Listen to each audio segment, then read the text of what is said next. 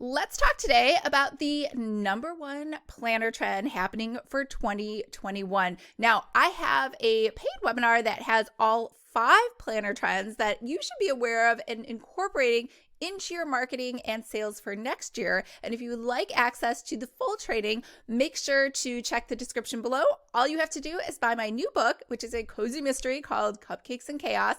I know it has absolutely nothing to do with planners, but if you want to support my author writing, then I want to give you free access to that paid training. And there is a bonus slide in there too on Porter's 5 forces analysis, which helps you to take a more scientific business approach to looking at the competitive landscape, really of anything, of planners, of notebooks, stationery, stickers, and I go through that in that training as well. So let's get started.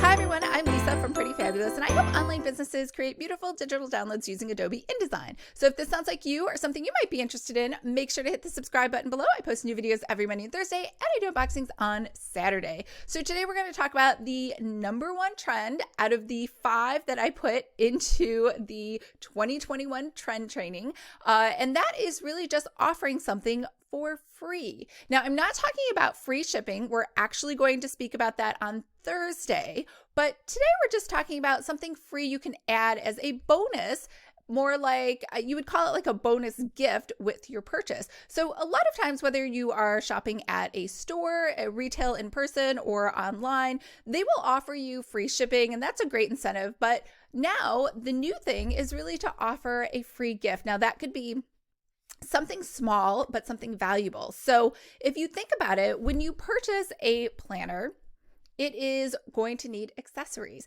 Now, most people are going to offer a pen, stickers, a bookmark, say paper clips, or I can't even think of something else. Or maybe they're going to add a pocket folder or something into the planner if you do custom. And those are great options, but I would challenge you to think of something even better. Now, the only criteria that you need if you are shipping a physical planner is that it needs to be small and it needs to not take up a lot of space in terms of the size of the box that you're going to ship the original planner in, and it shouldn't add too much weight to the box so that when you do ship it, it doesn't increase your shipping costs for you or for the customer, depending on whether or not they're paying for that. So what could you offer?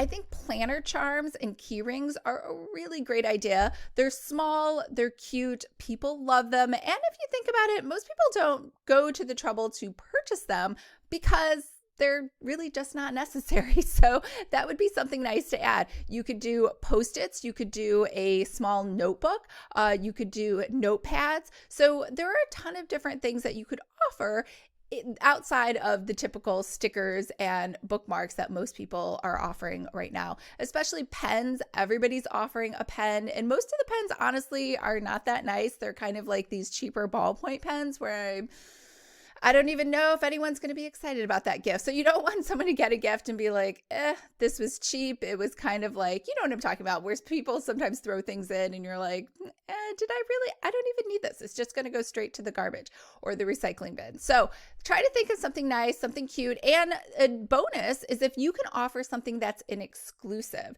So let's say it is a cute little pair of scissors, and those scissors are only able to be purchased with a planner, your particular planner or a special edition planner, and people can't buy those on their own. So you can say what the value is, but the real value is that it is exclusivity where you cannot get it anywhere else unless they buy that particular planner or within a particular time frame in order to qualify for that free gift.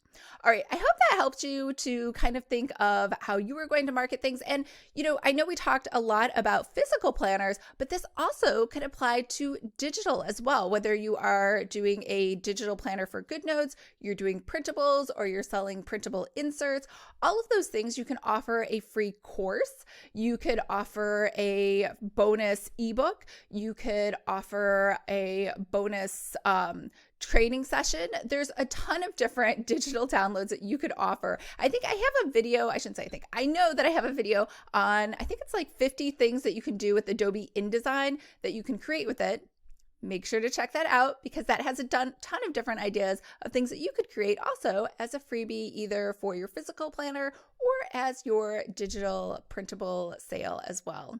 All right, I hope everyone's having a great start to their week, and I will talk to you guys on Thursday about free shipping. Bye.